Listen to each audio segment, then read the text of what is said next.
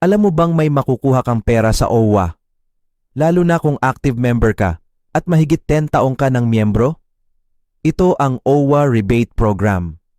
Ang OWA Rebate Program ay hatid ng OWA Act to Republic 102801. Layunin nitong bigyan ng halaga ang mga miyembrong OFW na 10 taon o higit pa at hindi pa nakinabang sa anumang programa, serbisyo o benepisyo mula sa ahensya. Ano ang mga kailangan para mag-claim ng inyong rebate? Kung si OFW mismo ang mag-claim, kailangan ng one valid government-issued ID.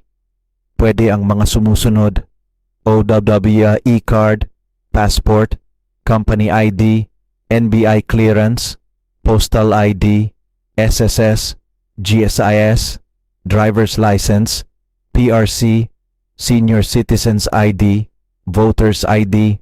Kung si OFW naman ay nasa ibang bansa, itinalagang miyembro ng kanyang pamilya sa Pilipinas na maaring mag-claim. Authorization letter mula sa OFW. Proof of relationship sa OFW.